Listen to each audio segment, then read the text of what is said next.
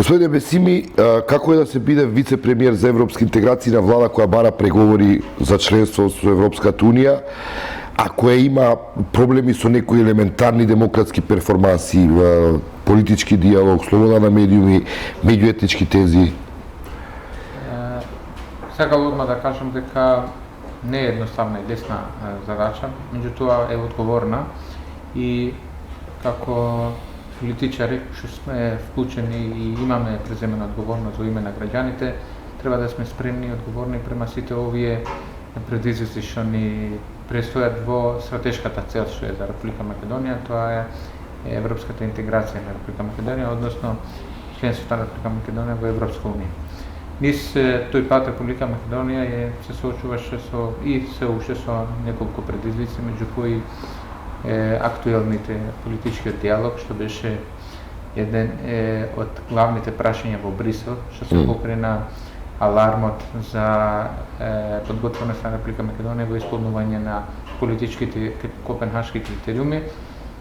Потоа другите прашања што вие ги спомнавте, како аспект на етничката соработка и соживот, исто така или меѓуетничките односи, исто така се една важна тема која ги има постојано во извештаите на Европска унија, како и во заклучоците, декемвриските заклучоци и во приоритетите на високиот пристапен диалог со Европска унија, тоест исполнувањето на принципите, односно почитување на принципите од Охридскиот рамковен договор, каде што меѓуетничките односи се една од главните теми за развој на стабилно. И после се што се случи во сите овие области, вие бевте минатата недела, односно пред да се донесе оној договор меѓу партиите и пред посетата на Филе, вие бевте се видовте со него во Брисел. Дали во даден момент во тие разговори што ги имавте со него беше доведена во прашање препораката за почеток на преговори? Секако, да бидам искрен, значи таа посета беше исклучително важна посета, беше многу тешка, една од најтешките што сум ги имал во своите задачи во владата на Република Македонија, во различните ресори. И тоа ми дојде во првите денови, уште од првата недела како седнав на опозиција, значи таму веќе се разговараше дали воопшто Република Македонија да има извештај или не, затоа што веќе прашање беше дека извештајот може да биде сериозно со негативна препорака.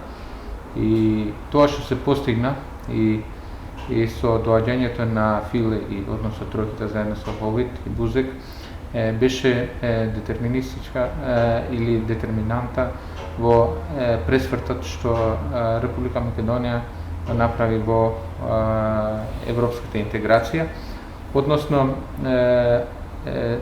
тоа што разговаравме таму, значи целиот разговор се однесуваше на воспоставање на, односно загриженост за една отварање на нова тема, повторно, за тоа дали Република Македонија исполнува политичките копенхашки критериуми, што ќе значеше многу чекор назад Република Македонија во европската интеграција. И не ми е драго што после таа средба се донесе одлука во Брисел за да ја посетат Република Македонија и тоа што се постигна во тој период ни се разговори на комисарот Филе со владеачките партии и опозицијата да се надмине. Што беше клучно Филе да реши да дојде во Скопје? Сега јас не би можел да шпекулирам што точно беше клучно, меѓутоа подготвеноста на Република Македонија и сериозноста во европската агенда. Дали стварно станува збор за заинтересираност на политичарите на Република Македонија да работат во европската агенда или тоа е чисто декларативно, додека пред интересите на граѓаните, односно европската перспектива, се стават потесните партиски и политички интереси. Да ја прашам, има многу толкување на договорот кој е склучен и обврски кои се преземени во однос и на Европската комисија. Има договор за предвремени парламентарни избори или нема? Сам дека тоа е дел на политичкиот договор што е постигнат. Меѓутоа најбитно е дека опозицијата се враќа во институциите демократските институции функционираат и учествува во изборите, значи во локалните избори. Ова е клучното, затоа што во Брисел, ќе се вратам на претходното прашање, во Брисел не е важно дали една политичка партија или друга политичка партија во право во одреден случај. Важно е дали Република Македонија ќе успее во европската агенда. Оние ја гледат Република Македонија како еден субјект, еден ентитет. Сега, што се случува со планот по сите работи кои се случија во Македонија, со декемврискиот план Македонија во јуни, евентуално на Советот на министри да добие датум за почеток на преговори за членство. Какви се изгледите во јуни да се добие тој датум? Вака, јас по природа сум оптимист, но не би сакал да прогнозирам нешто што знаеме дека не е едноставна работа. Или дали после се работите ќе се одложат за декември, односно за крајот на... Тоа што сега можеме да кажеме е дека политичкиот диалог кој беше закана во тој процес сега е надминат. Тоа е една прашање. Меѓутоа таму има и многу други работи. Има работа името. Тоа е името една работа, политички критериум, што знаеме дека тоа е една од најголемите предизвици во овој пат што има Република Македонија, меѓутоа има и други работи, 5 приоритети кои се дефинирани во високиот пристапен диалог, како што се слобода на изразувањето, односно медиумите, потоа владење на право и реформи во владење на правото и меѓуетничките односи, реформите во јавната администрација и изборниот кодекс, како и функционална пазарна економија од еден аспект. Потоа се меѓусоседските односи, добрите меѓусоседските односи и прашањето поврзано со името. И за прашањето за името сега, после се, министре, дали Македонија има капацитет да се соочи со решавање на едно такво тешко прашање како што е проблемот со името?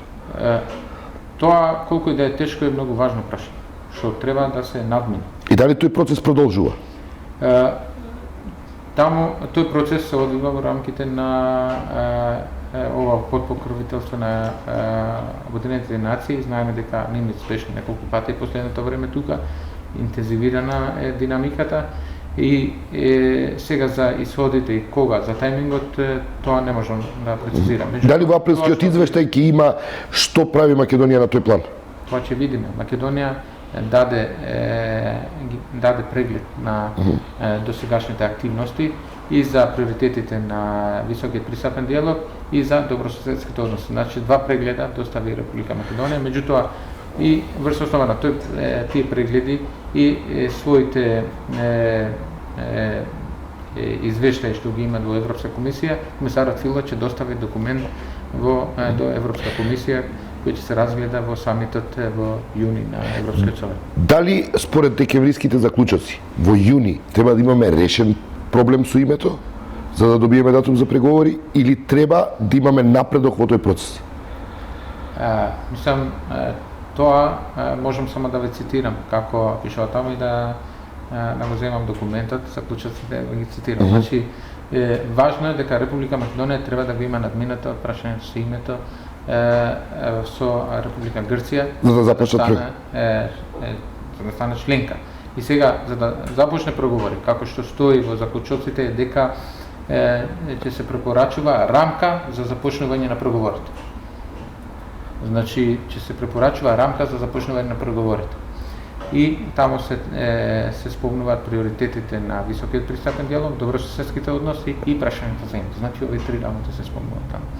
Да. И тоа пак ќе ве прашам, во јуни што ќе биде критериумот во однос на прашањето за името за да Европската, односно Советот на министри одлучи дали ќе ни даде датум за преговори или не во текот на оваа година?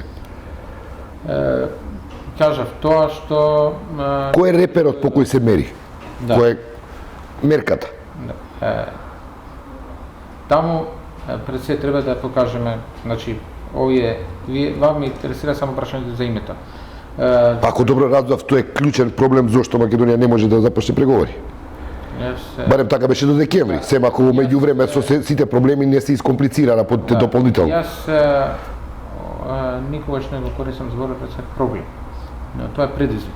Добро, еве вие кажете го така. Предизвикот е нешто што двете страни ги става на една иста позиција и иста цел. Значи, предизвикот треба да се надмине, ако тука и Македонија и Грција се гледат како партнери што го имат овој предизвик. Ако го поставиш како проблем, значи имаш две страни што се заземат своји позиции и тој проблем Што е де факто така, но добро, еве предизвикот. Предизвикот секако дава можност и простор за да поафирмативно и поконструктивно пристапат двете страни.